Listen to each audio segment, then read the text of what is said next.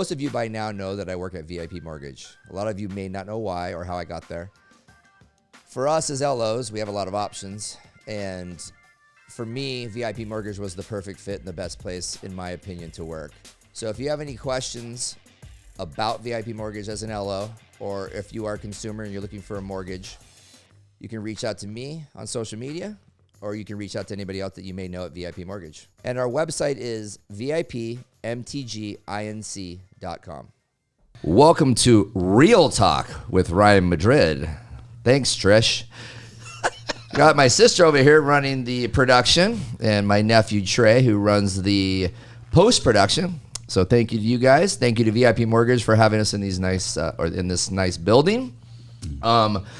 My two guests here, Mark Hutchins and Jereme Kleven with my home group. So, quick question for you guys. Do you guys remember where, or kind of how this relationship started with VIP Mortgage and my home group? Oh, man. It's been a while. The clock. Yeah. Hey, first of all, man, thanks for having us on. We appreciate this. This is fun. Yeah. We love to do this type of thing, you know, where we can come on and just on the other side shoot the you know what and be the interviewee sometimes, which is fun and which mix is it up. And Trisha doesn't know this, but these are the, I wouldn't say the legends, but they're the guys. They're back in not quite Joe Rogan age, but yeah, he was 2009. Okay, we were like, but you guys have done over 1,000 episodes. Been doing this since I've known you, basically. And the fact that you guys have been able to actually stick with it and do it, because this is my second try, to be honest. I tried like a year ago, and it just flailed because this is hard, dude. It is hard. Just show up every week. It's hard. And keep doing. You have to stay consistent, and you have to, So, the commitment is hard, no doubt about it, and continuing to bring the energy and and find guests. You know what I mean? And content, people that it's tough and not be repetitive. And it's tough. So kudos to you guys, and I think that's one of the reasons why maybe we're trying to go a different route and have different people besides just real estate on, and not just talk about real estate stuff. So, but going back to our relationship, which is real estate driven, but it's way beyond that because we are buddies. Yeah. So when did we first this relationship sort of happen? Oh man, 2016? I think it's been 4 or 5 years, something like that we've been in a relationship together. And we were talking a little bit off air before we started here today that, you know, we all kind of knew each other, you know, from being around the industry. Yep. And then, you know, when you guys were, you know, courting us, right? Because that's what lenders do. They court agents and brokerages. And you know, when you guys brought in, you know, one of the owners here, you know, Jay Barber, and which was for us was very impressive. You know, we aren't used to that, right? Typically it's LO kind of reaching out to the agent, or, you know, maybe a team leader on the lending side reaching out to somebody. But, you know, you guys brought in Jay, and we just, you know, obviously makes us feel good, you know, and these are the things that we try to do, right? We try to, I mean, there's no reason. We've always considered ourselves, you know, in the trenches, partners with not just our staff, but partners with our agents, and, you know, meeting with an agent or a team leader or helping them out or what, you know, knowing and learning about their business so that we can help them grow. Right. I mean, that's just kind of how we've always operated. So like when Jay came in, that was cool. And I think it's just, you know, ever since then, I think that we've always just kind of had a good synergy. And that's another thing I think is important in business is, you know, working with people that you like and work, you know, and you know, like, and trust, and you want to work with. Right. It probably goes without saying, but yeah. So, and I think you figure that as you go, right? So you start maybe not with that thought process where it's not always going to be somebody that you're friends with or you have a relationship with, but eventually you get to the point and you go, you know, this is hard, dude. If I have to do this every day, I want to be doing it with people that I like. Yeah, it's relationship business. We're all in it. We all talk about it all the time, and that's what it is too with our partners, and that's why we call them partners. I mean, you don't have partners with people you dislike, right? You know, hence the word partner, right? So, but yeah, it's been. I thought it was a little longer than 2016. I think it might be 15. I thought it was 16. 15. Probably 15. Right. Because we originally so shout out to Liz Dicer because she was our title rep at the time with lawyers. Yeah. And we were trying to have an event with Luis Ortiz having him come into town. That was the $1 million listing era where everybody was like super excited about all that stuff. Right. And then she's like, hey, we should get Mark and Jereme on. And she had a great relationship with you guys at that point too. So she just basically picked up the phone and kind of put this. So I give her a lot of credit for getting this whole thing started with our relationship in general from a business standpoint, but obviously with the friendship as well. So shout out to her, obviously. But when you guys were on the panel there that time, and then from there we kind of, I don't know. Was that after maybe? I think it was after. Yeah. Because we met in the conference room after all that too, and we kind of game planned for it. But then after that was kind of that's when we met at Oso. Yeah, up north with Jay. With Jay, and then we did a fun day, family fun day together as a group, and that was awesome. And it kind of sparked the relationship. Bartlett Lake, that was good. Great time. Sparked the relationship as a. This guy freaking took the jet. We had a good time. We'll just leave it the boat. We don't need to relive that. Okay. It's all right. It was a great time. It was a great time. That was awesome. For today's audience. Yeah, no. And then you guys invited me up to play in that the tournament that Monson used to hold up in Flag, and that was awesome. I got to know Jay really well on that trip. We had a fantastic time, and it just kind of took off from there. And Jay's just one of us, just a good guy, grassroots. He rolls like you do. You don't really know who's the owner. I mean, you guys, not like you guys are like authoritative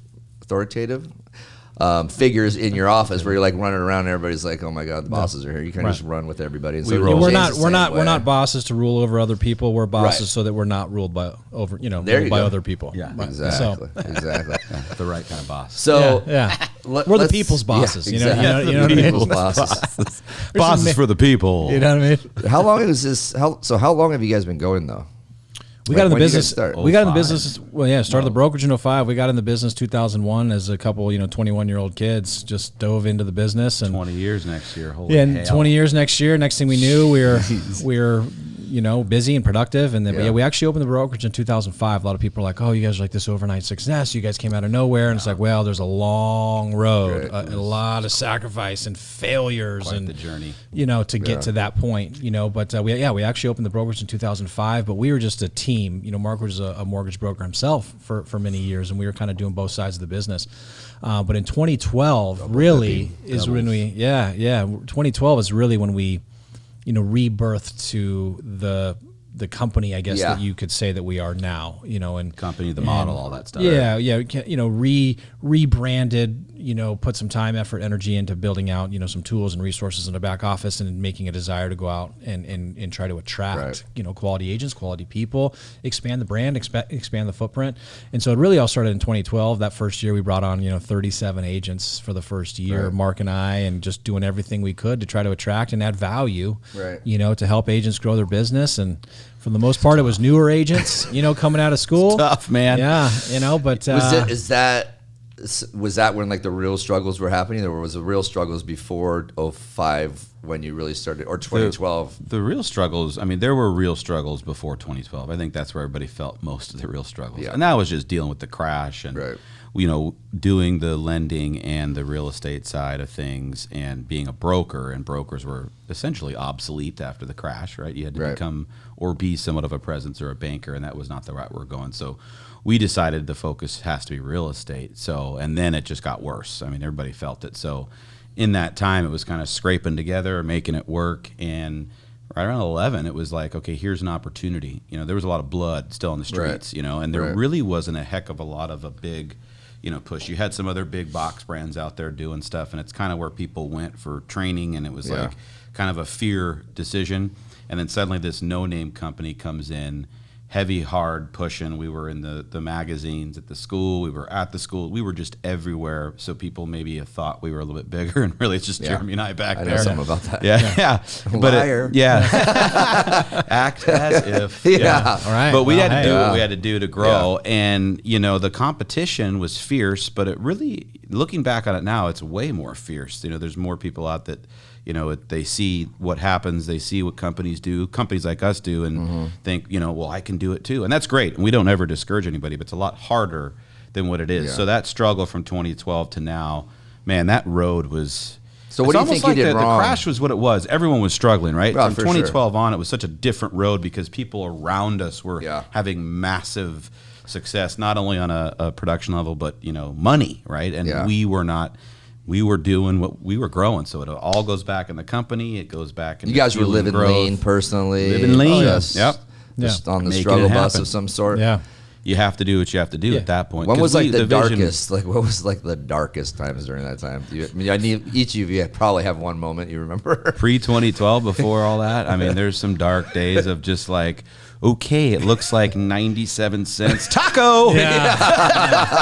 You know? No, we know all about that. All about that. There were some dark days. Again, I mean, like I it said, was we all started on the our brokerage in backs 05. ourselves. Yeah, 05 doing production. We had some great years in there before the bottom fell out. Yeah. But then when the bottom fell out, we got our butts kicked like everybody else did, big time, and even worse because we tried to hold on longer. We tried to keep people getting paid, thinking that we were going to pull out of it, and obviously it just took a long time to pull out of it. So absolutely getting Taco Bell for dinner, and we always tell the story of pulling into the garage and hitting the garage door right away because the repo man's like right behind you trying to take your car. Is that a real story? That's a real story. Yeah. Is that a real story? Oh, it's a real story. Making the car payment on the 59th day of the month. Yes. Right. Right. Like just so you're like literally rolling, so Yeah. you can't, because once you go after 60, at least in that day, I don't know what it is I caught now. him. Thank God I don't know what it is now. And that very humbly, I mean, don't ever. but I mean, in Yeah. that day, it was 59 day because you're not truly You're not in It's foreclosure once you or hit to whatever. the almost 90, and I caught him at the corner of the street, and he was pretending to sleep. Yeah. No joke. So I just did a little lap, and the car moved. I'm like, oh crap, this mo's after me, and I couldn't get in the garage fast enough. So I just hightailed around, did a couple more, got back in, closed it off. Wow. I mean, that's a real story. Yeah. Same thing for me, we and had it's just- everything on our own shoulder. There was no fallback plan. There was nothing. We built up what we had with all the property. We had to dump, short sell, get rid of, take a bath, all that crap. So when it came down to it, and we were just let's just get through this, it was tough because we're off all we had in your savings, and then it dwindles away, and every check then you're making, you're like, okay, it was almost like the what has to be paid right now to go forward, and that's kind of was the mindset for a little bit. But makes you a little bit stronger. It does. Makes you think things differently. And also it made us build differently this go around. Right. So we were young, right? So we probably made some decisions, some purchases, maybe some properties that we shouldn't have done, and it was not thinking. Again, when you're 26 years old and having tremendous success, it never is going to end. You're young, you're invincible. We thought that it was never going to end, right? And that's the mindset. Yeah. It's never going to end. You're 26. This is Well, great. you and everybody else pretty much. Right? Yep. I mean, the most successful people that we know have all. And we weren't They experienced. had to dig deep. Yeah. And we weren't experienced. We didn't. We were very young and naive. And again, we had a level of success, and we did have that mindset where we didn't think that it was this won't come to an end. Where this will be great, and we'll continue. So, when you ask like, what's our biggest mistake? There's not something for me, I don't know about for you, that we look back and we're like, oh man, we did this and it was a huge failure. Like there wasn't like, of course you take little swings, you do a marketing campaign that's not like a win, like you do little things, but there wasn't this like monumental failure. But what we did fail at is that we didn't have kind of that big picture, long-term vision or game plan of where we were going to take this and being able to operate and arrive before we had gotten there. Yeah.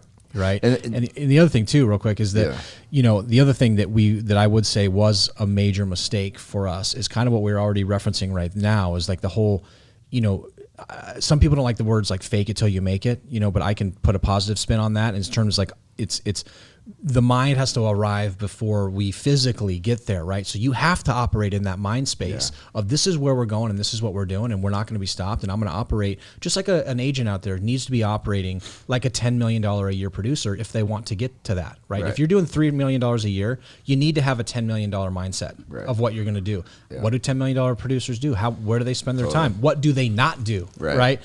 So that's the mistake I think that we made, is that we didn't take the big enough swings because we were, it's not that we didn't believe in ourselves, but we thought, hey, look, we're a startup kind of company and we probably should get newer agents. And then we kind of got this, grown up mentality finally of like, say, no, look, we have a tremendous amount to add to the industry, and we are building a platform that agents and team leaders can grow and be attracted to. And so let's put it out there, right? You're 30 at this point, right? 12, 32. Yeah, 32. About 32, 33, yeah. But even then, it's like if you don't have a mentor, if you don't have like somebody that's like teaching you how to do everything, it's like you're learning everything kind of on 100%. Your own. So how would you know? Like that's exactly what you're doing. And we did hire a coach, early along. Well, not that early though. Yeah. No, but not pre 2012. After 20, once we had the vision, we were like, okay, we're doing this. There's nothing that's going to stop, get in the way. Then we brought somebody in to kind of who's done it, who's seen it on multiple levels, on the agent, the broker, the management, and then the whole broker owner level is a totally different way of running a company. And there's different coaches, right? There's a personal development coach. There's like the visualization coach, right? And there's the actual get down whiteboard and they tell you step by step sort of coach. And you also don't know how to always pick those right, or pick the right or coach. You need a lot of people, most successful people in the world have multiple coaches, right? Oh yeah, and we always talk about too is like, does the coach need the player, or does the player need the coach, right? Because it's like you could have the greatest coach in the world, but if the players aren't going to go out there and execute, right, or vice versa, and that's a struggle too sometimes. Right, and so that's the thing for like Mark. That's all we've ever known, that's led to the level of success that I think that we've had. Again, we're nowhere near where we're going, or going, or what we're going to become. But it's like that's the one thing that we have. We're not the two smartest guys in the room, not even in this room potentially, which is weird to say. We're all mediocre at best. No, I'm just playing. But we're relationship people. Yeah. No, but we've always known how to to work hard and be committed. And when you turn back the clock, we didn't know we were doing it at the time, but we talk a lot about that. We had a crystal clear vision of what we wanted to do. We just had no clue how the heck we were going to do it. Yeah, right. And a lot of people, like you hear those coaches that come into your business or coach an agent or whatever and be like, we got to have a crystal clear vision. What do you want to do? And, and it's like, no one told us that, but we did have it. Yeah. No one came in and said, hey, you need to have an awakening and you need to find out what it is and get crystal clear on your vision, but we did know that we wanted to. So what was the vision exactly? We wanted to build a monster. We wanted to be ultimately the number one brokerage in the marketplace. Hockey. It's true that it's like, shoot for the and stars, hey, we're a be. long ways away from Still that. not number one. All due respect. All due respect. We're just talking about one state. Yeah. And that's what we were looking at. Not in the world. Yeah. Number one in the universe for real estate. But at the time, we were looking at one state. Now we're in nine states, but it's we're still a long ways even from this state. Yeah. You know what I mean? All due respect. Not a long way. Well, no, but we've got a lot. We've got a lot more room for success. Right. A lot more, which is exciting because it's just there's still so much opportunity here. Even though we're approaching 3,000 people here, agents and partners. There's 40,000 agents. We can more. We'll be at 10,000 at some point, right? And it's just a matter of maybe the growth is not as fast as it seems from when we did, but even though that's a big number, I think the difference with us is if you look at our roster, and I hate saying the Yankees, we'll say the A's, but we have a Yankees roster. Is good. Hey, man, I'm not going to be mad at the. I'm not going to be mad at A's fan, Yankees, or whatever it is. No, I'm not going to be mad at the Yankees roster. No, we have a Yankees roster. We have, and that's what we're most proud about. That's what I was going to say on planet Earth. Yeah, it's not necessarily about the agent count. Like we don't have like a number in mind. Like we want to get to X amount of agents or whatever. We want to be number one for production. Yeah. You know what I mean? Straight up. We do understand. You have to understand that. Obviously the more numbers you have, you got a better chance because the people are going to go out there and produce. But we got some of the most productive agents and teams in the country, right? That's why. And some that weren't. That's why we're nipping over and they became. Right. That's why we're nipping at the heels of people that are 2-3 times actually even bigger than us. Yeah. You know what I mean? We're nipping at their heels for production. Yeah. Is because we got just incredible agents and teams, right? That just have a growth mindset like us. That's the other thing we try to go out and do and set out there is look, we have a growth mindset and we want to surround ourselves with other people that have a growth mindset and want to kind of go to that next level, take care of the community, do good business, do the right thing. And thankfully, humbly, again, we've been able to do that. And then it just attracts more people like that. Yeah. You've been able to get some really good people, too. 100%. You know what I mean? It's 100%. not just volume-wise and stuff, but just good, solid citizens. Yeah, right. Yeah. For real. Good contributors to society. And they're just cool. And they get so even at, let's talk about like Valentine, right? Yeah. So like he was doing his own thing for a while where his friends were kind of all over. And I think over time, just becoming buddies with you guys and really understanding who you were, didn't hurt that, his other friends were also moving over. But like having somebody like that crew come over was, I think to me, was a big deal. I mean, and we've had a lot of those. Yeah. And he, it's a business decision at the same time too. And he was running a franchise that we don't need to name, a respected franchise. And he just, that's the thing that we've tried to not just be a place of all the things that we're already talking about, but such a low cost basis to do business, removing all the headaches and the overhead and the nonsense and the distractions, right? So that now, like a guy like Steve can go out and focus on the things that are moving the needle in his actual business. Right. And you don't have to worry about all that, dude. He just makes me want to do what he does. Oh. Like that's all I mean, like there's not a more exciting, happy, fun-loving, but also giving guy who just there's little no nonsense, but it's truly what and who he is. Yeah. And if you look at what he's done since he came over here, and that's not because of him moving, it's because like Jereme, the distractions get out of the way, and now he can focus on what he does the best, which is like make people happy. Yeah. And he has his stories about his clients. It's not like, hey, sold sign, right? It's like, here's my client. Yeah. They did this 3 years ago, and look what they just did. They made X amount. They're doing this. Now they're investing here. Here's them buying their second home. Those kind of things are like and really as parents, cool, right? Dude, like having sons and stuff. I'm like, dude, this guy's like the greatest dad. He's just a good. And his wife is obviously she's unbelievable. It's funny because she's the general contractor, basically, and he's not, but he looks like he should be. But but she's the one that like from the fierce beard. Yeah, exactly. Right. He's not the GC. No, she's the one putting all the construction side of things. But anyways, guys. You're welcome, Steve. Yeah. Big plug for Steve Valentine today. But he is a great guy, and he gets to work with his friends too. And I think that's a big deal, dude. Yeah, it is a big deal. And to watch the people that have made friends, but not just friends at the brokerage, actual like true alliances. We've seen teams form because of it being here that would have otherwise maybe not formed. Yeah. You've seen now with what we do with our team career fair, which is what we find to be somewhat revolutionary as far as brokerages doing it for their teams internally and bringing people into them to help them grow. But it put everybody in the same room. So we couldn't do it this year given the situation. We're going to do virtual though. Yeah, we're trying to do a virtual, set it up to work, and we'll see how that goes down. And it works either way. Just excited to get it going. Yeah. But what's cool was we did four in 2019. We did one a quarter, and how it works was like a career fair booth. Everybody sets up. You got all your flair, your name on your booth, and it literally you walk through our office. It was like going to like the Arizona School of Real Estate and Business when all the brokerages came, and every single team is there. What did it do? It created this like, oh my gosh, you do this. Oh, that's a great idea. Oh, I do this, and this like really cool collaborative, like mastermind sort of thing. With, like, let's get together and that wasn't help each necessarily the what we tried to set out to do, but it's what happened.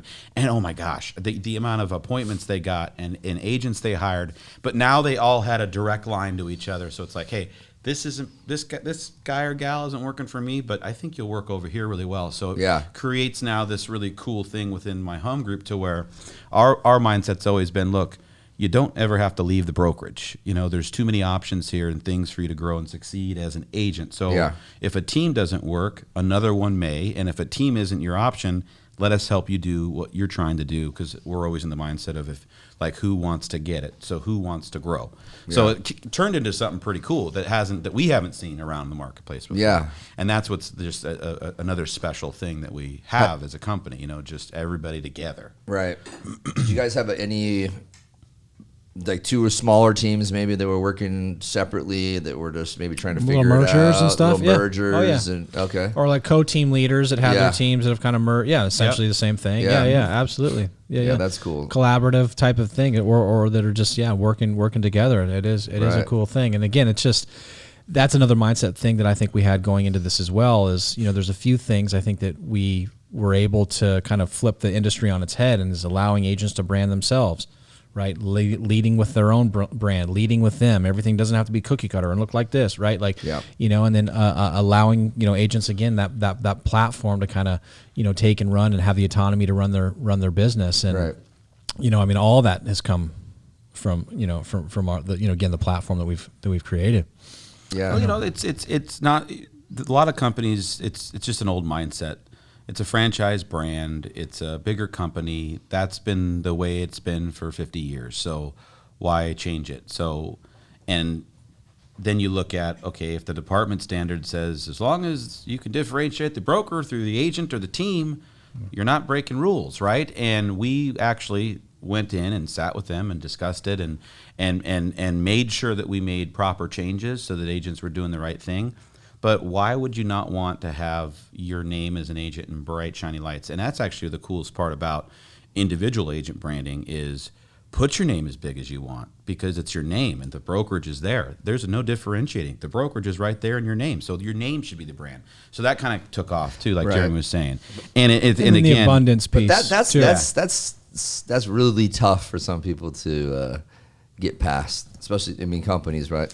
They want to be the focus, and people want for us, that's short, to be that's short. brand. Yeah, with all due respect for us, we just always look at that as short-sighted because we recognize that this is a human connection business. Totally. People work with an agent. We've all run into an agent or somebody that knows an agent and says, "Oh yeah, they're my cousin's an agent. Oh, who are they with? Well, I don't remember who they're from. Oh, they're with ABC XYZ. Like for sure. It's not about the company. You want a strong company behind you with the tools and the resources and the support and the everything you need to go out and conduct yourself. But at the end of the day, it's about the agent. It's about the individual. It's about it being a human connection business and people working with people. They're getting the business. They're the ones getting the business. So we want to support them. And if they're out there succeeding and they're out there growing and they're out there having productive lives and successful lives, and that's a huge win for us, right? And we grow through them. Yeah. And again, that's a mindset that we've had. That again is that abundance mindset.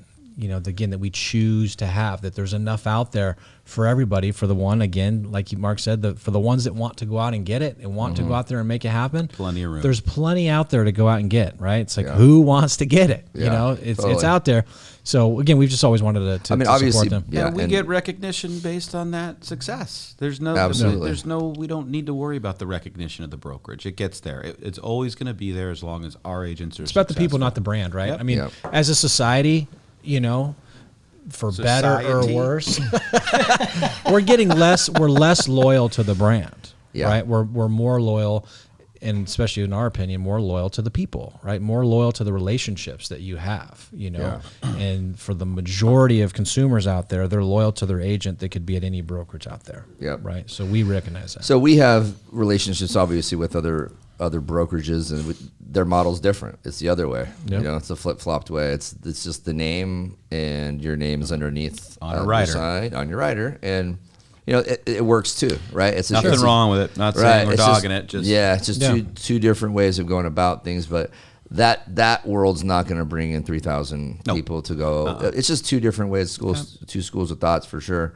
And that's why you see some of those boutique brands in very hyper local specialized areas. Totally. And that's fine. And that's what works. Yeah. And maybe we won't penetrate with as many agents as they have in that hyper local. Area. That's exactly what, we just talked about this yesterday. Okay. Yeah. But one of our agents could go into that hyper local area and do just as well. That's the difference. Yeah. And that's where our mindset is like, okay, that's fine. Yeah. If you want to be hyper local in an area, it's like just like they did to get in that hyper local area. To each their own, right? Roll the sleeves and you got to get after it. There's thousands of different ways to slice it. You know what I mean? Again, we're just trying to bring obviously a yours newer is working. So. Yeah, and there's lots of others that could work and that are working too. Again, there's lots of different ways to slice it. And again, we just come back to that abundance piece, and plenty of folks out there having success, and that's for sure. That's what we want to surround with. Your leaderboard is pretty heavy. Yeah. Yeah. October number 25 was 2.9 million. To make number 25 on the list was like mind blowing. When having conversations with my real estate partners, one of the things I always ask them is, how organized are you? Do you have a CRM system? Or do you have a drip campaign? Are you staying in contact with your referral partners, your clients, etc.? And a lot of agents do not, or they've gone through multiple CRM systems. I found a really good CRM system that I recommend. It's called Escrow, the letter S, grow. And immediately you're going to see an impact in your business just because of the automatic campaigns that are already pre-written for you. It's a great system, easy to use, because I think that's one of the problems that people have. Things are already set up. Templates are already created. All you got to do is put your contacts in and let it ride. So if you don't have a system, you're looking for a system, visit sgrowcrm.com for more information. To give you a little backstory, okay? when we reinvented ourselves again in 2012, okay, we did for the entire year, okay, as an entire company, 144 transactions for 11 million for the entire. Right. So now to make number 25 on the list is almost 3 million, one person, 1 month. Right. Almost 3 million. We did 11 million for the entire year. Jesus. You know, so it's We were crazy. killing it. You know, we did 144 transactions, like I said, for the year. We've had days where we've closed almost 200 transactions in a single day. So who is crazy. the It's wild. who's top 3 right now? I mean, Agents? Lawton's always up there, right? His Agent? team, yeah. Oh, Well, team-wise, we do the team top 10 and then top 25. Top. Tyler Blair, Tiffany Gobster. Yeah. I mean, Baraz is always up there. Baraz is a beast, but Yeah, he's like one of your beast. first Yeah, guys. he's Got First. He was Tori the first. Ellens. Yeah, He was the Tori very Ellens. first. Shelly Sakala, Tori Ellens. There's probably folks we're missing too. Julie Kalza? Kalza's on there. Julie Oh, Gessner's on there. Quite a bit. And sorry guys if we're forgetting anybody. There's a lot. sorry to Danny put you on Brown. the spot. Danny Brown's always up there too. Yeah. Sergio Santizo recently. Michael we've Velasco. also We can got go on and on. Brandon We don't Tracy want to up forget anyone. there. Apparently, I'm just trying to go through it. he's going to sleep. Oh, Sorry. wait. I'll stop. I forgot. I mean, no, but, no, you know, I asked. Almost gave you the roster. Yeah. No, good man, but you know, it's We'll have to crazy pull up see. on But I've- Facebook. you know, I see the posts. This shows like the monthly reports, right? And you know, just seeing like the changes. Yeah. I mean, the names haven't changed astronomically, don't, but the but there's amounts always- have changed. Yeah. Well, what's I used cool to is go, oh you- my god, this person's now Right. a Again, it's back. millionaire. Well, Right. again, it's Right. back to Yeah. that 144 transactions Yeah. in a year, and you know, there's people. You know, we're doing 2,000 a month now. About 2,000 transactions every month is kind of where we're. You know, is that over under right now? I mean, it's wild. And again, nuts. to make we got teams doing 10, 20, 30 plus million a month now. It's freaking insane. I mean, Crazy. it's wild. It's cool to see the wild. new the I don't want to say changing of the guard, but just when you say the top 25, how it shuffles a bit. Yeah. And maybe one month somebody gets down here, but then the new one's always in there. Every month there's a new person in the mix, and that's what's really cool to see because we've seen a lot of them start brand new. You know, a lot of them have started brand new because when we were in 2012, we were hiring a lot of brand new. Yeah. And a lot of them have been here since. So we've seen a lot, like, an Andrew Glenn, right? We've watched him start to finish. A lot of people start to finish. And it's just really cool to see how they see that leaderboard and there's people that message us, what do I have to do to get on there? Yeah. And People that is want to just do it. exciting. Right? People, you it's know? a scoreboard, right? Yeah. It's a scoreboard. Scoreboard, People. yeah. What people- about like so Andrea Lilienfeld? Yeah. Dude, Oh, so- yes, that's another one. Sorry. So she's working with Ryan Steckelberg here Awesome. out of our central branch, and they're both from Iowa. They connected in that way, but whatever her and her husband are doing, that's pretty crazy. He's too. a marketing guy, a really slick he's very marketer. good at it. Building a great team, though. They're up in the top. They're up in the because top now. they've all the just time. kind of. Yep. I mean, Real I don't fast. want to say Yep. to me, they kind of just like all of a sudden just came out of nowhere. came and just in- boom. they and came were in- just rocking. But Yeah. I'm sure they've been doing it for quite some Couple time. few but- years they've been Yeah. with us. Yeah. You know what I mean? And just somewhat recently, it's kind of taken off. And Yeah. they're doing a ton of lead gen. But just Yeah. one more example. Many teams with us that. Yeah. They're committed. They're working their tails off. They've created a platform. We're here to support that platform. We help all of our team leaders grow. Anybody that wants to grow, not just with like helping them, logistically, but also helping grow and recruit and people that are good fits for their team. Right. People that are looking for A, B, and C, and we can, we're placing people on our teams every single day of the week. But yeah, that's another good example. Someone that's taken off. You mentioned Daniel Barraza. He was like our original in 2012. He's in our Hall of Fame. He's the he's in our My Home Group Hall of Fame. He was the first one in. We have a handful in now, but it's amazing the consistency that he's had after all these years. Number one. Yeah, he's number one agent Hispanic agent in Oh, the yeah, state of sorry. Arizona. real estate professionals. Yeah. Well, dude, and he brought Danny in- Barraza. And Modesto coming underneath. Oh, yeah, I think he's Modesto, mentored him basically through this process. It So seems Daniel's like. always been that rainmaker, right? Like it's Yeah. with any good partnership, it's to kind of fill in the gaps or backfill the gaps. Like that's one of the things that me and him and I have always done very well is, I handle some of the things that he doesn't want to handle, and he handles some of the things that I don't, and he's got strengths and I got strengths, and you just try to find that play to your strengths. But that's something that Daniel has done very, very well. Daniel's always been the rainmaker, right? He's the guy, the relationship guy. a little more dynamic, a little more the marketing and you know, visual and advertising kind of a guy. And then Modesto's a businessman, He's right? like an The engineer structure, or something like. yeah, he comes from corporate. You know, I think it was Procter and Gamble or somebody like that. Yeah, but very structured, very business, meticulous, task-oriented, right? And so he's brought that structure to the business, and they just make a great partnership. He's opened up quite a bit. He's doing a ton of videos and stuff. Oh yeah, nowadays. Absolutely. He's out there. Yeah, another good dude. So let's go back to what you were saying before, your strengths. So like, what do you do and what do you do? Or do you guys just like split tasks? I know you guys have different strengths, but like, well, forever and ever, like we were doing everything, right? You know, and when you're in building mode, you know, you have to do everything. I mean, there was, you know, for a while it was me, Mark, and one other person, you know, when we were probably up to a couple hundred agents, really. It was three of us doing it all. Yeah, we were attracting or recruiting. You know, we were, you know, putting people through orientation. We were brokers. We were supporting. We were agents in production because we had to try to make a living, obviously. Right. Still doing a you know, couple we were accountants. We were doing everything, right? And then, you know, you get your one person, your next person, your next person, your next person, and then, I mean, to this day, we're still trying to, you know, find out, like, still, you know, because it evolves, right? You know, when you talk about like what the struggles that we've had, you know, again, rebirthing in 2012, you get 37 agents in 1 year, and then now you got a new set of problems, right? Now you get to 100 agents, you got a new set of problems, 200, 500,000, right? And we didn't know what we didn't know going into it, right? And like now we could go back and we could talk to a broker owner of 50 agents, 100 agents, and tell them, look, this is what's going to happen. Like we know what's going to happen now. You know, but we didn't have that person at that time, so we were kind of trying to wing it and find our way through it, and we were doing everything that came across our plates. But you know, again, it's a constant as things continue to evolve. I mean, Mark has been more of the operations, more of that logistical type things. Some of those things he's just better at, and some of those things drive me a little bit crazy. Like I just go bananas with it, and then I do, you know, more of like the forward facing type of stuff.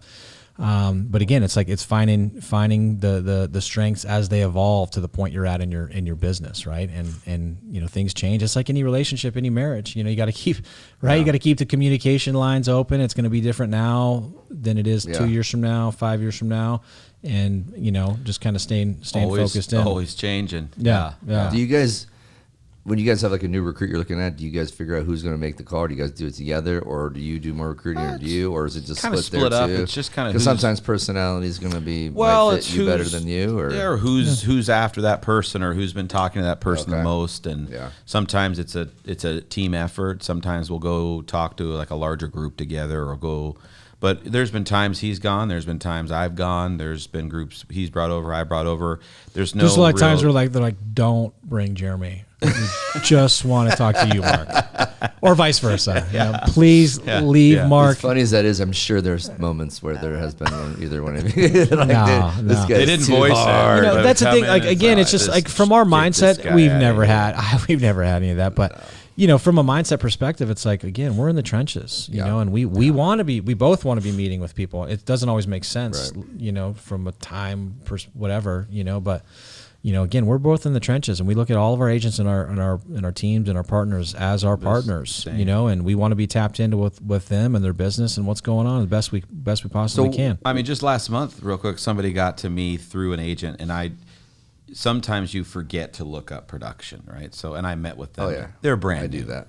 And I was like, oh, okay, it's cool. But you know what? It ended up being a really great person. They're off to a great start, right? Yeah. So it's, you know, it is what it is. You can't bat 1,000. Yeah. And I'm not going to be like, oh, you're new. Yeah. Hold on, let me get somebody else. Right. You know, it's just, hey, it's cool. You know, it's fine. Because it actually, again, it just shows that we're not up there hanging out in our office and going out the back door, out the back private elevator. Because there's plenty of companies out there that, you know, that the ownership group or the leadership group is behind closed doors and it's not a part of the company. Yeah. And, you know, we're on the ground not just as partners, but, you know, trying to drive the culture and the energy of the company. And that's tough too. Totally. You know, that's another nice thing about having a partner. Some days he's feeling it, some days he's not. Some days I'm feeling it, some days I'm not. Right. So it's kind of nice to have somebody you can lean on or depend on, you know, to bring the energy and bring the leadership. Absolutely. Let's go back so you guys both grew up here, and I know you guys went to the same high school. So and you were friends, but weren't like best buddies. But not really till after. Like I started hanging more senior year. my senior year, though, even though his, like, I got initiated by these guys my junior year. He doesn't remember that. So you were there at that Burger King that day. I got an egg in my face. Oh, I don't think it was that's him, how you guys did that? Yeah, we did that, yeah. I don't know why. Back in the 90s, you know. So what kind of like guy were you in high school versus this guy? Because he was more of a, like the jock meathead guy. No, not necessarily. I was a hybrid. I mean, I played tennis and stuff. I wasn't football, but I mean, I was kind of all. I mean, I was also in orchestra, so I joke around. I was in dorchestra. You know, I was in dorchestra. Right. Yeah. So I had buddies that my buddies wouldn't talk to, right? Because I'm not talking to those. Who's those dorks? You know. Right, and I was just like, you're an idiot, right? So I kind of was across the board. I kind of just liked different groups of people, but I navigated towards one group towards senior year, and that's who we became friends with, and still friends with them. And then once after this one, Jereme and I, because we had a mutual friend of ours, and my brother knew him very well, so that's kind of how I got connected. And then I knew Chris and all those guys, so Adil, so we kind of connected through that, and we became friends like from that point on. Okay. Yeah, and I was always kind of the same way, like more of actually of a hybrid. I did play ball growing up, you know, but you know, I had some friends that played ball, and I had some players that were doing a lot of dumb things too, right, and everything in between. You know what I mean? So like I've always kind of been, you know, that hybrid type of a person, you know, try to like get along with people. I try to pull the best out of people. Like if there's good people in every walk of life, and, you know, like that's all I try to, you know, so you it doesn't matter. I roll with everybody. Like it's all good. If you want to have fun, I was going to say, if you want to have fun and enjoy life, same here, you know what I'm saying? Yeah. You know, I still am that way. I wanted Friday night to come, so we would go wherever the party was at in the desert, and just pretty much. Do you think that so based upon all the success that you've had, both of you at this point, I mean, did you see like, okay, this is something that you were going to do, even from like just like a business standpoint? Like, was this in you to be like, all right, so we asked this question a lot. We asked this question, this kind of same very question, because I'm always curious about the same thing. Because again, you know, we have our podcast. Not that we need to plug that right now. Maybe we can later though. Yeah. But we asked the same thing. Is like, it's called the daily dose. Yeah. All right. There you go. It's like, do you have the work? Yeah. Do you think you're born with a work ethic, or do you think that you found it? And it's a very, very tough question. I think that for us, whether we were or not, we were asleep at the wheel for a long time. We were fumbling around in this business for a long time. We were making a lot of bad choices as young, immature men for a long time, right? In our personal lives, in our business lives, in all, you know what I mean? Early all 20. Of our lives. You know what I'm saying? We did a lot of dumb things. Yeah. You know what I mean? Well, but we got licensed, and we knew we wanted to make a shit ton of money, right? Yeah. That's what we knew we wanted, and we were 20 years old. We wanted to do it. We just at that time didn't want to do it. But we still wanted to have fun. You're supposed to go have fun and do dumb stuff and get it. But we did, like I said, we did have that work ethic. We did have that work ethic, and I think for me, like personally, I think that like the awakening comes is when you have kids.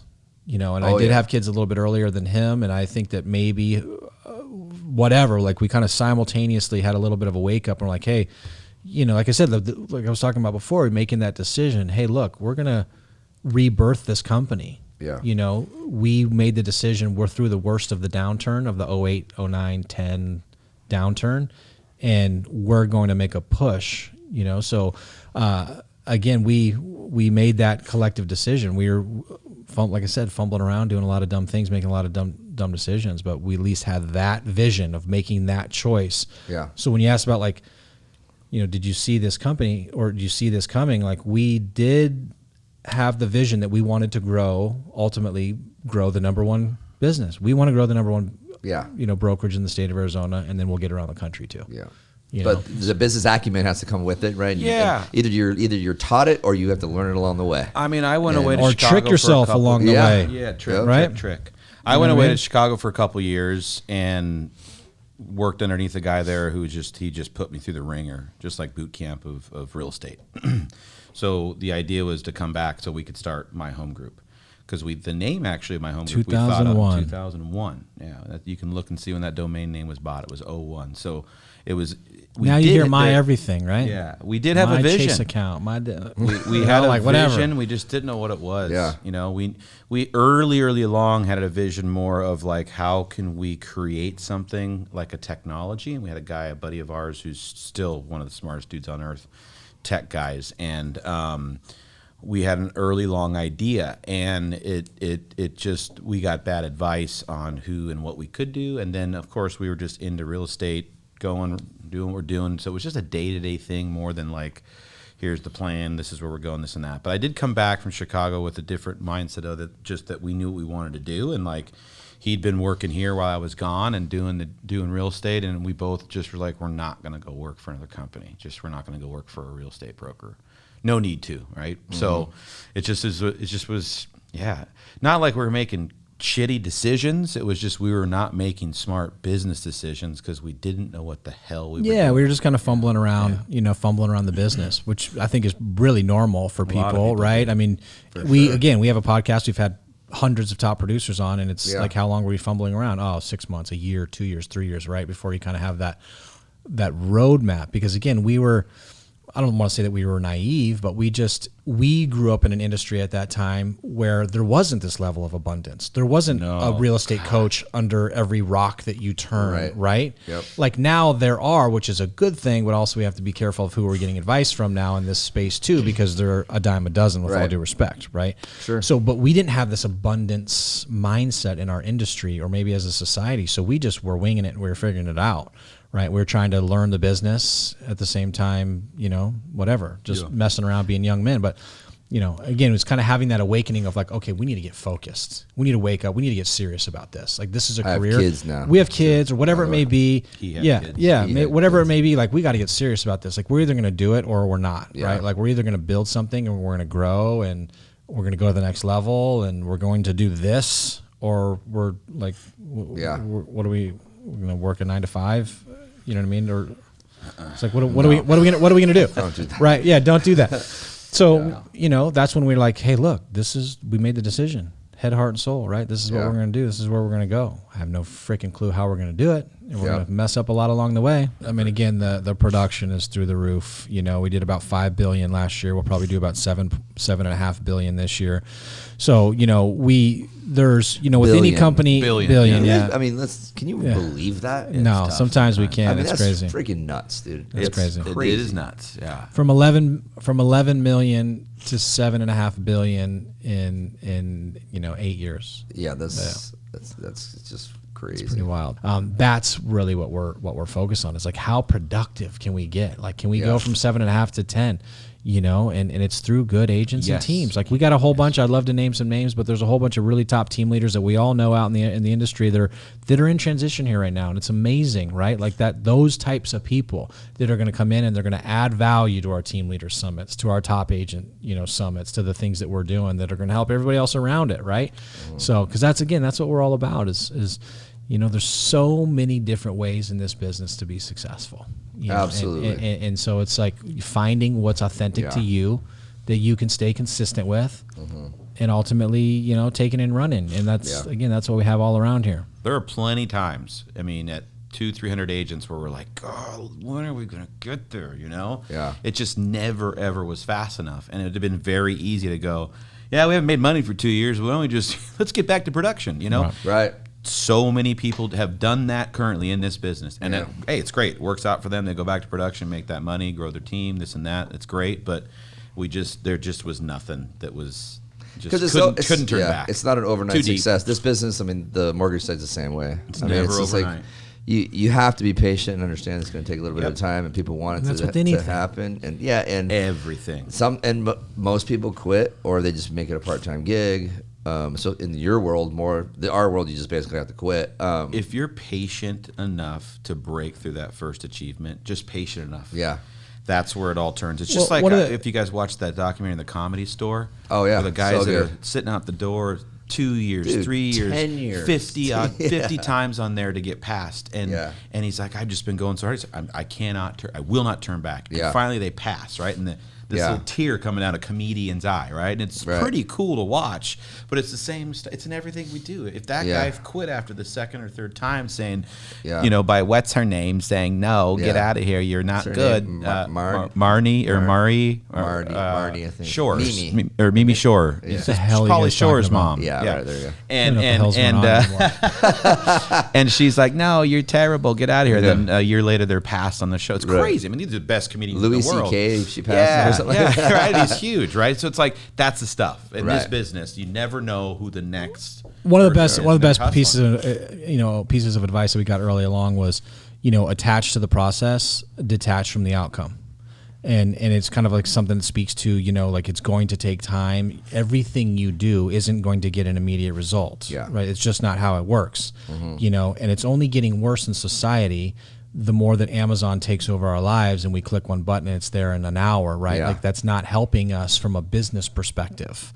Mm-hmm. Hell of a business idea, congrats to Amazon, but doesn't help us out as a society in terms of understanding that this is going to take time. And if you just attach to the things that you can do and the things that you can control and adding value and leading with abundance and helping those around you and collaborating and strategizing and masterminding and doing all those things that you can do and control, detach from that immediate result that you're going to potentially get or that you might not get, right? And if you just keep focusing on those things and focusing on the things that you can control, it will happen. It will happen, right? It will be successful. Yeah. It might take time, or it's definitely going to take time, most likely. Who knows how long, right? Maybe a year, maybe two, maybe you hit a home run right out of the gates and congrats on you. But it might take a couple of years to build it as well. I told this story when I was doing this interview with Stuart, that I was sitting in QC and Jay would walk by me and I hated it. I was like, dude, I can't do this anymore. Plus I'm going broke. And just like trying to get through this and then I kept telling him, he'd walk by, I was like, I'm quitting. I would tell him I'm quitting and he would say, no, you're not going to quit.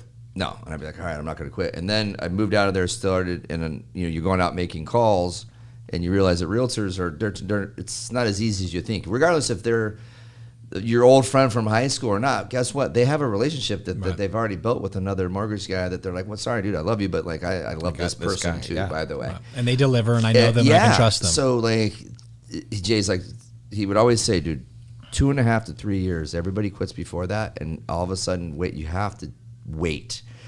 Keep doing what you're doing, keep plugging away, it's going to happen. And I swear it was like the day. Yeah. All of a sudden I started getting, I met you guys and then just other people that were like, okay, this is something that's going to work. Yeah. But I I thought about quitting a million different times. I was like at the point where maybe I was going to go drive for Uber because I was that destitute. You know what I mean?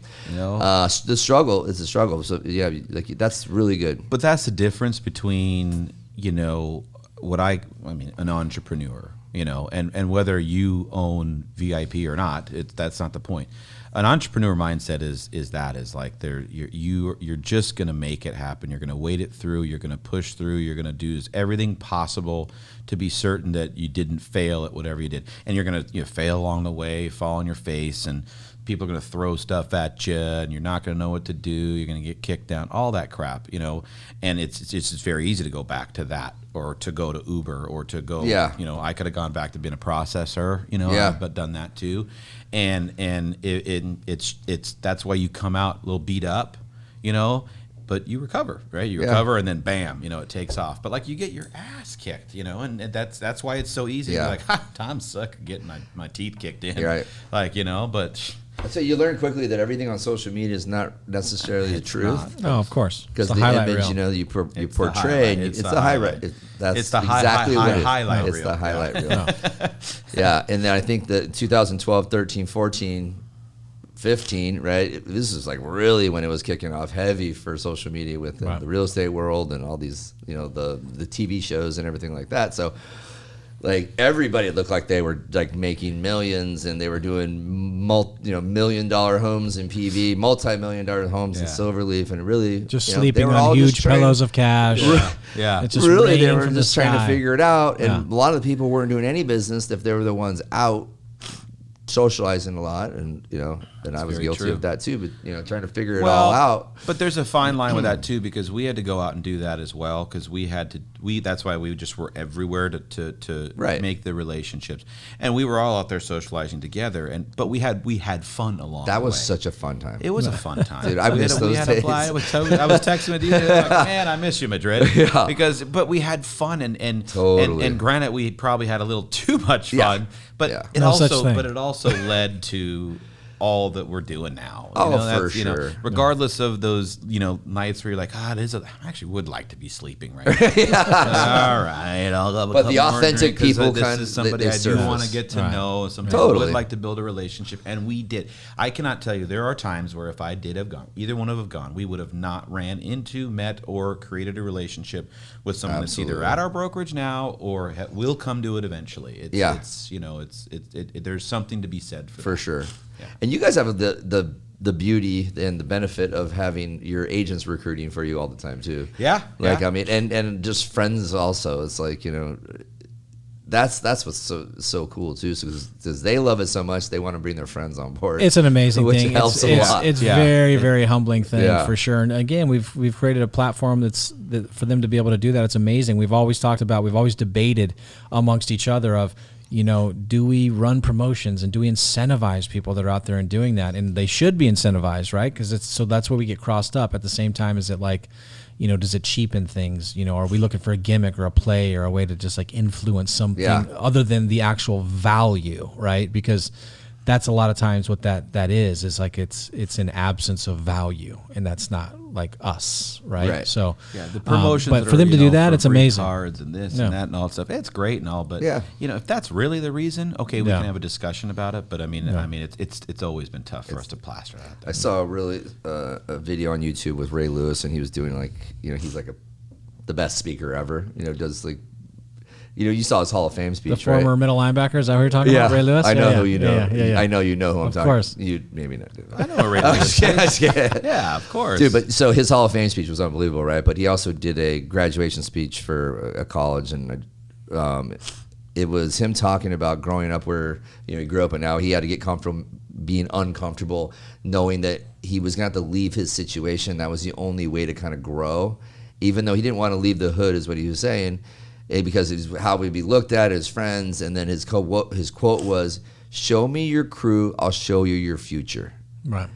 And dude, I was super impactful I don't care if you're like an elementary school, high school kid, college student, or you're working right now, at any company. A huge part of it is where you're at and who you're rolling with. Yep. Well, we've all heard the adage that you're the average of the 5 people that you spend the most time with, right? And surrounding yourselves with, those you're trying to get better. We talk a lot about reaching up in relationships, just trying to, reach up to that person, reach up to the owner of the company, reach up to a mentor or somebody that's having a higher level of success, reach up to the hundreds of top producers in our brokerage. We don't want to put them on the spot, or the team leaders out there, but a lot of times they're leading with abundance as well, and they want to help people and they want to pay it forward. If you just put your hand up or text them or call them, they're going to engage and want to help people, right? And so 100%, like we've always tried to do that same thing, of who you surrounding yourselves with, and is it people that are going to push you and help you become better? And it's important, just like the partners in our life and our friends in our life, you know what I mean? Our significant others. I mean, it's all very important, look who you choose. Become by hanging out with us. You look what you've become. I'm so proud of you. I'm a professional podcaster. An unprofessional. Welcome to Real Talk with Ryan Madrid. My mentors. Do it again. Here, my cousins. And do it again. Do it again. Do it again. In a world. In a world with Real Talk with Ryan Madrid. In a world. He was going to do voiceovers for this summer. For Dolby. For Dolby, Dolby Surround. This summer. He's got it. But just when you think your voice is pretty good for radio, meaning myself, Mark comes along. Mark, you've got a good one too. We had Justin Hodge on. He's also got he does the pre-talk.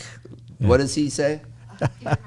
Peter Piper picked a pickle. Oh wow, pepper. It's like that, huh? Peter Piper, and he's like, "Hey Ryan, how you doing?" It's like it works, but he's from the Walter Cronkite School. As you guys know, we've done none of that. Yeah, we just came in and we just fired. Red leather, yellow leather, red leather, yellow leather. Yeah, there you go. So, all right, guys. Unique New York. Unique New York. You've done this. Clearly. I was speaking for myself when I said the whole drive over here, this guy. That's Will Ferrell. Come on. He's looking in the mirror. Yeah, that's Anchorman. There you go. Anchorman. I think Justin's was actually, too, to be honest with you. I think he was messing around and he was doing all the quotes and mixes. Yeah. You got to go. This is the time for everybody you have to up the ante to get the same results that you have for the rest of the year. And so we're going to continue to do the same thing. You know, we've always kind of, again, it's another nice thing about having a partner is that, you know, you can push and pull. And for us, you know, we've talked about this a lot of like this whole work-life balance is kind of a myth. It's kind of hard to do one thing or more than one thing at a time, right? So like a line going up and down, your career's over here, your family and your relationships and your personal life is over there. And when you're grinding hard and work, I mean, sometimes the relationships suffer, right? It gets pulled. But we're thankfully to the point now where we can shut it down and go all in the other way, you know, and we have an incredible staff, incredible, you know, amazing people that work their tails off and they're committed and dependable and help us run this operation. We can't do it ourselves, you know, so, you know, thankfully we have a lot of people that lean on that we're able to, you know, shut it down the other way, you know, and everybody should be able to ultimately, hopefully be able to, you know, build or develop something where they can do that. And so, and I think at the end of the year is a good time to do it too. And we make sure our staff gets the time that they need, and we're always gracious with that too. You know, we don't try to workhorse, you know, but we are going to be doing a lot. December is always a big month, so everyone knows what they have to do. And we also set the expectation too, you know, we're not going to slave drive. When it's time for them to be off and when the holidays are here, we like to give them the time that they need with their family.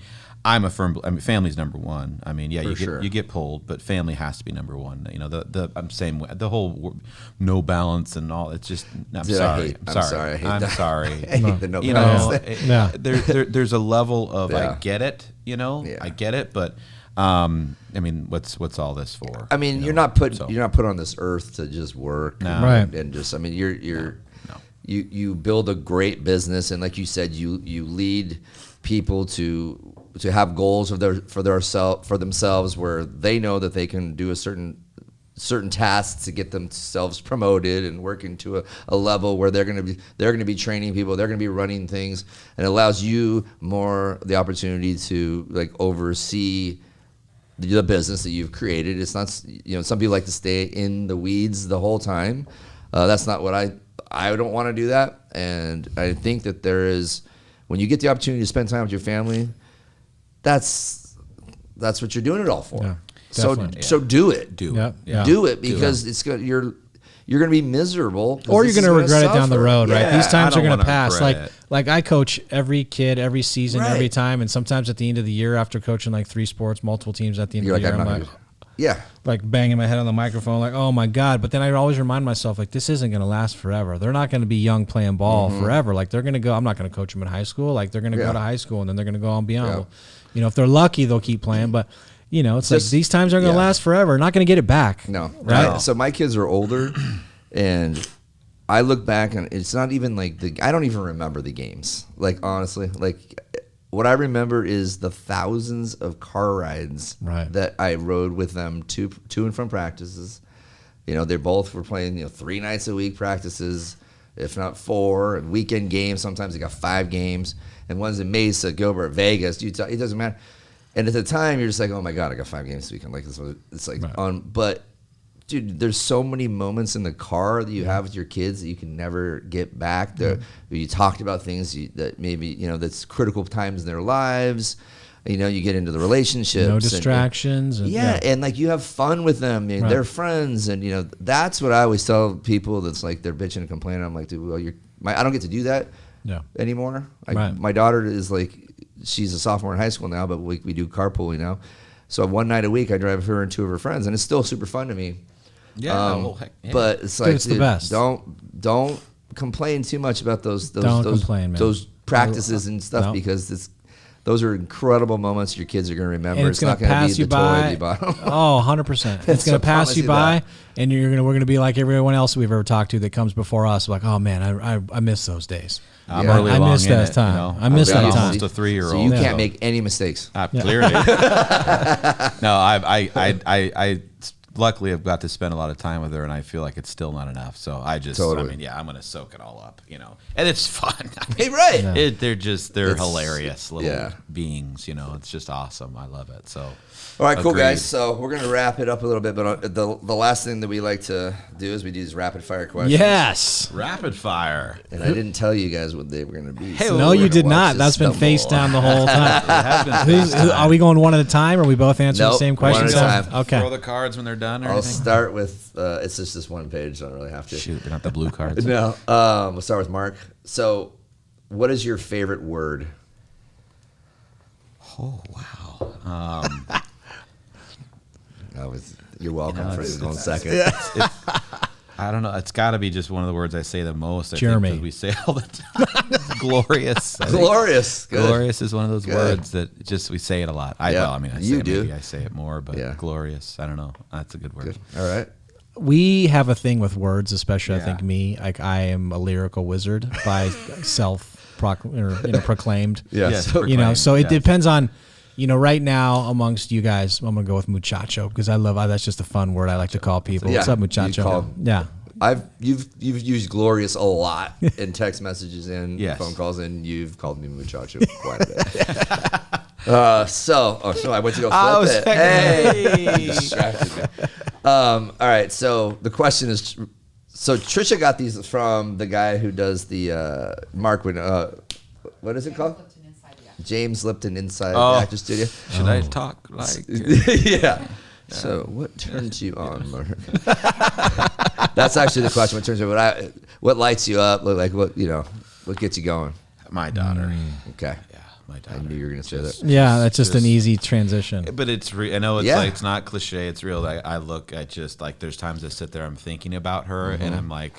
I'm not with her. I'm not with her. I'm not with her. I just like on our golf trip recently. I'm not with my daughter. Yeah, it's precious. Awesome. Really, really, really precious.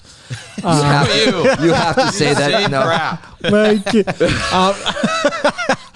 If we're not going to say something to do with our kids, different. I mean, if we were to say that, I would say my oldest son hit a home run for the first time ever in his life the other night. Wow. And I lost it. I was like, I was so ecstatic and so happy, and watching him and his teammates bum rush him and like it was like an incredibly special moment. That's amazing. You know what I mean? It was awesome. But if we weren't to say the kids, I'll keep it in like the business realm for something for me that sets me on fire all the soul is like being able to hopefully add value to other people. The best moments that I think that I've had in business are the people like the text that you get of like, I just want to thank you for creating a platform that I can grow, or thank you for inspiring me, or thank you for that, hour that you spent that helped kind of form the business that I've created or the path that I'm on. Like those things are like what really stops me in my tracks. It's like, this is awesome, right? Because it's not about any of these things. It's not about like business and production. We got to do this. We got to do that. It's like we have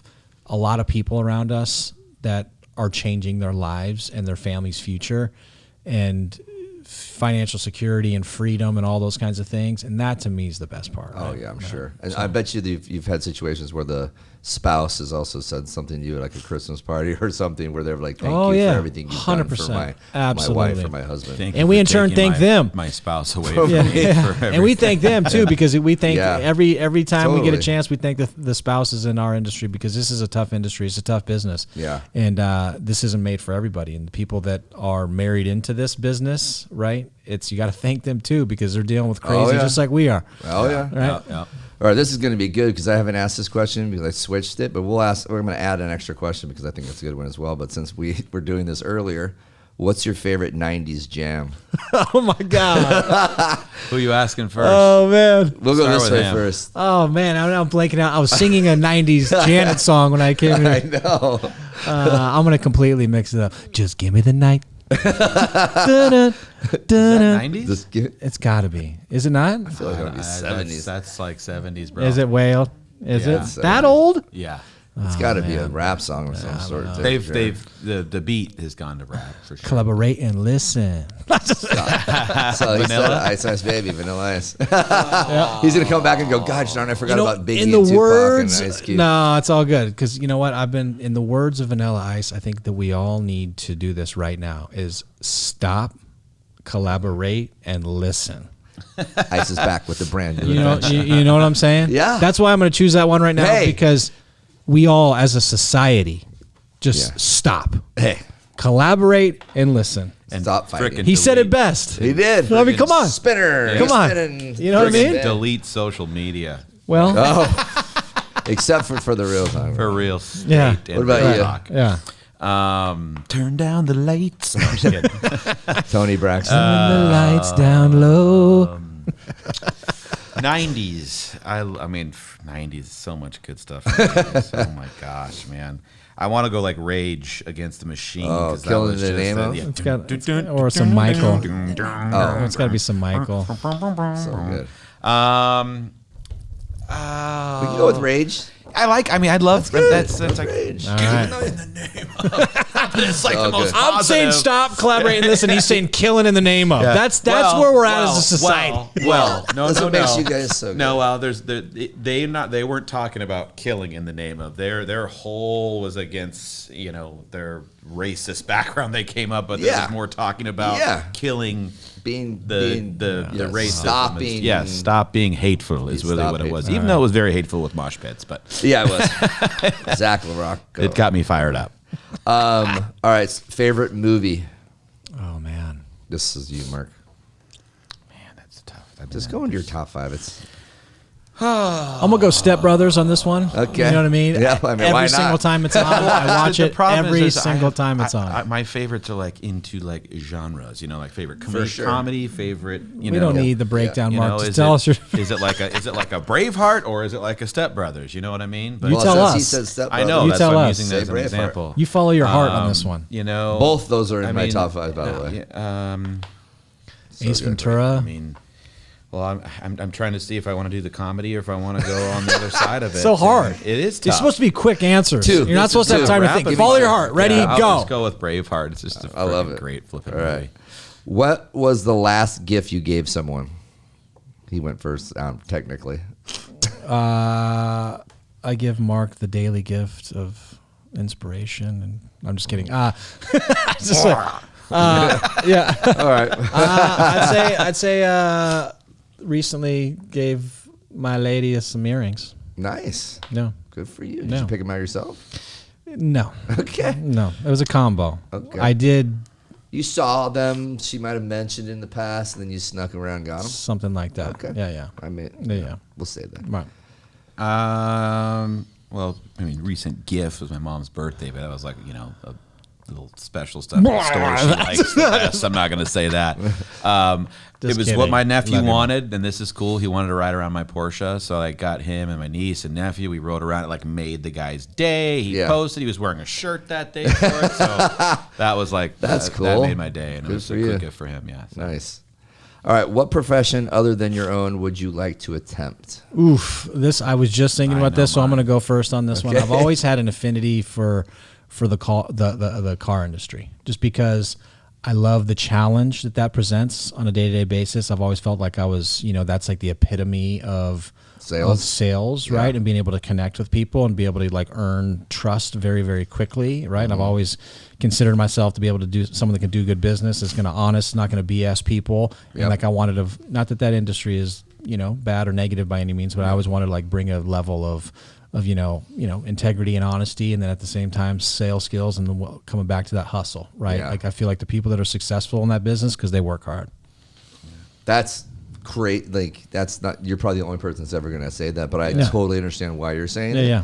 I know why you're saying Yeah, because I think I've thought about that myself. You take some of the because there is a little bit of a sleazy side of it, and guess what? Some people think the same way about the mortgage business, about real estate. Yeah, I get it, but you take the everything from like the professional side of things and walk into a dealership and be that badass. What about you? Voice acting, cartoons. Oh, there you go. Cartoons, and just be able to do stuff behind the mic. I feel like you not an underwear model. One day. Yeah, underwear model. Yes. Yeah. One day you might actually do this. And I mean, and stand up was one too. Or a hand model. The exhilaration of like stand up, the rush, but like voice acting, cartoons. Yeah, has always been like the one ever since I was a kid. Cartoons awesome. really was it started.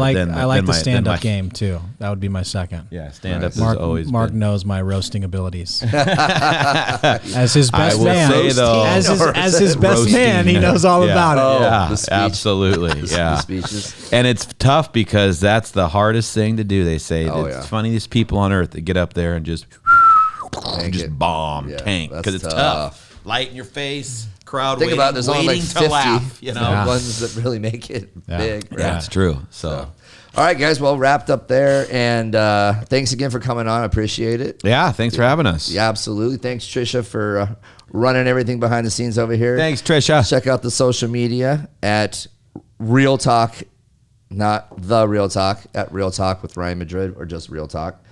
And follow us on YouTube and subscribe. She's teaching me how to just like, subscribe, and comment. I'm getting better. There you go. Maybe plug the Daily Dose too on how to opt in. Text Daily Dose, all one word, to 77948. Go to SoundCloud.com. Go to my home group, Daily Dose. Thanks. Hey, that's how I want to do it next time.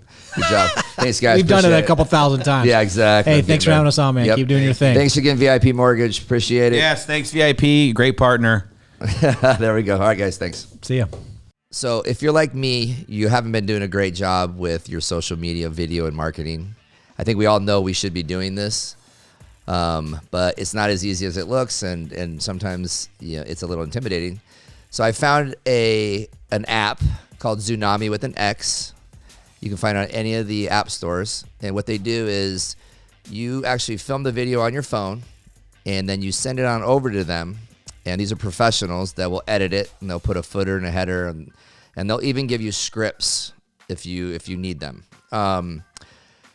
So if it's an opportunity for you to make videos and have it look great, because like I said, these are professional people doing these for you, and they'll even teach you how to upload it to social media, and it'll make you look good, and it'll get you past your hesitation of doing it on your own. So check it out.